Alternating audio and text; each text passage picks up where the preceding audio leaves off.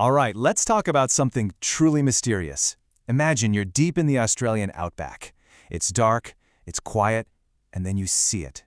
A strange, silent light just hanging there in the distance, and it starts to follow you. For generations, people have told stories about these lights, this ancient enigma known as the Min Min lights. And that really is the million-dollar question, isn't it? What are they? This has puzzled everyone from Aboriginal communities for thousands of years to modern scientists today. Are they spirits? Some weird natural phenomenon? Or something else entirely? So to even begin to unravel this, we first have to understand what exactly people are seeing out there.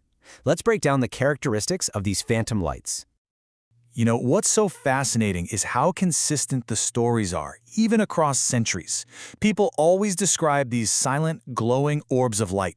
They're not headlights, they're not flares, they do things that are just weird. They can hover completely still, then suddenly just zip away at incredible speeds. And the most unsettling part? They seem to follow people, sometimes for miles, always keeping the same distance. But we have to remember, long before any scientific theories came along, these lights were a deep part of Aboriginal folklore. For Indigenous peoples, they aren't just some random occurrence. No, they're often seen as ancestral spirits. Maybe they're guiding you home if you're lost, or maybe they're a warning to stay away from a sacred place. From this perspective, the lights have a real purpose, a very sacred meaning. Okay, so of course science has tried to step in and offer a more logical explanation. What could possibly be causing these strange encounters? Let's see what they've come up with. One of the leading scientific theories is a really complex kind of mirage called a fata morgana.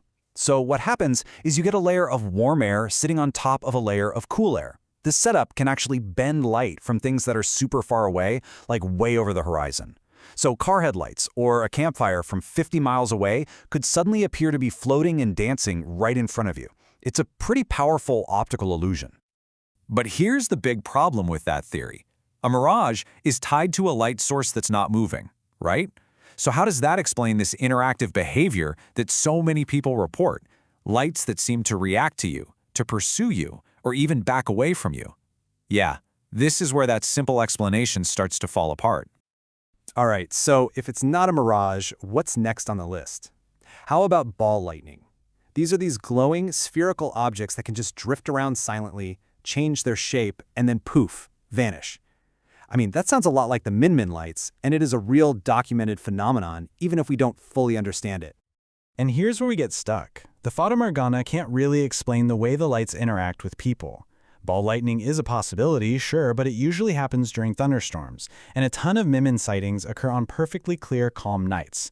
Then you have other ideas, like geophysical lights caused by tectonic stress, but again, that doesn't explain what feels like intelligent movement. Each theory seems to explain one little piece of the puzzle, but none of them can explain the whole thing. And you know what happens when science leaves a vacuum, right? That's when speculation floods in. And this leads us to ideas that go way beyond the physical world we know. For a lot of people, the fact that science can't neatly explain it is all the proof they need that these lights are something more. This is where the story kind of circles back to the supernatural, to ghosts and spirits, connecting right back to those ancient Aboriginal beliefs. So these more speculative theories usually fall into two big camps. On one side, you've got this idea that they're spirits of the land, ancestors or guardians connected to the earth itself. And on the other side, well, you've got the extraterrestrial hypothesis, that these are alien probes or advanced ships or maybe even portals. Both of these ideas try to explain that intelligent behavior that science just can't seem to pin down. So after all this time, why can't we solve it? Why, after centuries of sightings and all these investigations, do the Min Min lights remain such a powerful, enduring enigma? Well, partly because this isn't some new thing. It has been a constant feature of the Australian outback for as long as people have been there to see it. It goes from ancient Aboriginal legends to the diaries of European settlers all the way up to today, with people capturing them on their phones. The lights have always been there, this constant, unexplained presence. And ultimately, I think this is why the mystery is still alive. It exists in that fascinating, kind of frustrating space, that gap between what our scientific instruments can prove and what human beings actually experience. Science can explain a mirage, sure, but it can't really explain the feeling of being watched, of being followed by a silent, floating light in the middle of nowhere. So we're left with this one last question to chew on. Is this whole thing just a scientific puzzle that we haven't solved yet? Are we just waiting for the right piece of tech or the right theory to come along and crack it wide open? Or are the Min lights something else?